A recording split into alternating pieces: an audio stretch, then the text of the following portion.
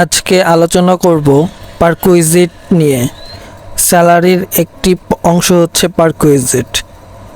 তো সবাই চ্যানেলটিকে লাইক, ফলো, সাবস্ক্রাইব করে সঙ্গেই থাকবেন। আমি Farid Ahmed, NBR certified tax consultant এবং প্রফেশনাল অ্যাকাউন্টেন্ট হিসেবে সবসময় চেষ্টা করি আপনাদের সাথে প্র্যাকটিক্যাল কাজগুলো নিয়ে আলোচনা করতে বা শেয়ার করতে। পারকুইজিট বলতে বুঝতে হলে আগে মূল বেতন ও ভাতা বুঝতে হবে।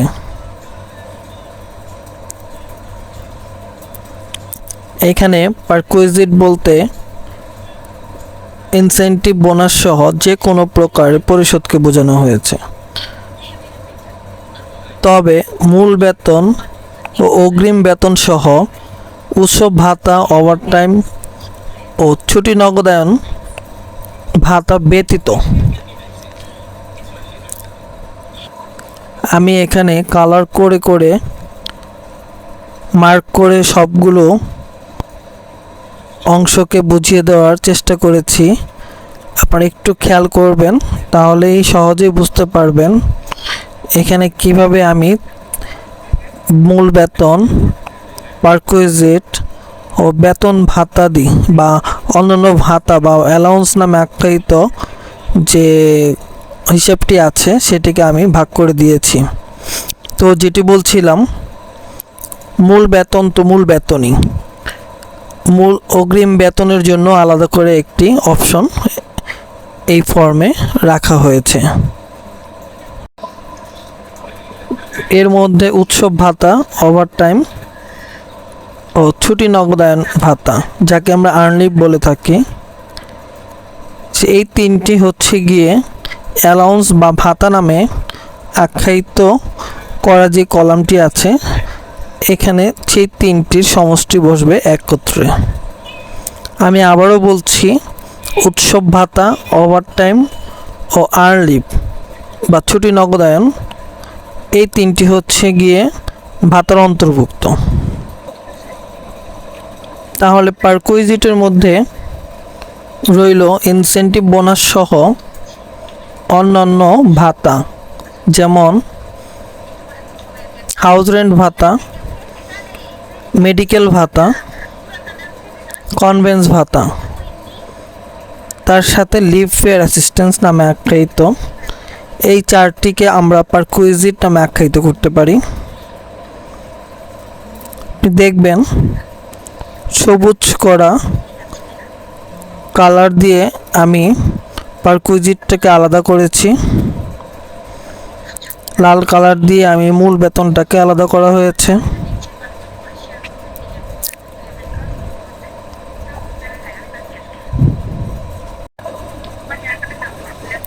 এই ক্ষেত্রে ব্লু কালার দিয়ে আমি অ্যালাউন্স কথাটিকে ভাগ করার চেষ্টা করেছি।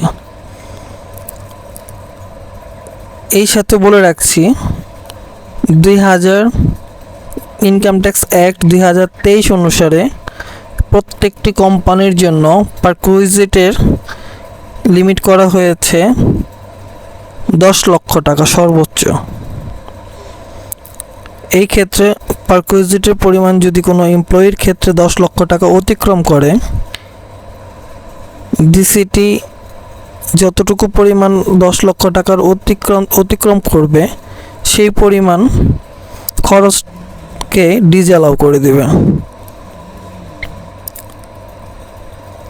সেই সাথে আরেকটু শেয়ার করি, গত বা এর আগের আইন অনুসারে পারকুইজিটের মধ্যে ইনসেন্টিভ বোনাসকে অন্তর্ভুক্ত ছিল না, যেটি 2023 আইনে নতুন করে সংযোজন করা হয়েছে, যার ফলে সেলস ইনসেন্টিভ বলি বা ইনসেন্টিভ বোনাস বলি, এই শব্দটি অ্যাড করার কারণে পারকুইজিটের লেভেল অনেক কোম্পানির ক্ষেত্রেই 10 লক্ষ টাকা অতিক্রম করে ফেলবে।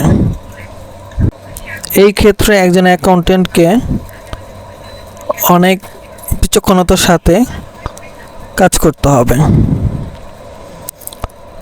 তো এই সাথে অ্যাডভান্স স্যালারি নামে আলাদা করে ঘর করা আছে, যা আমরা অ্যাডভান্স স্যালারি হিসেবে বসাতে পারবো।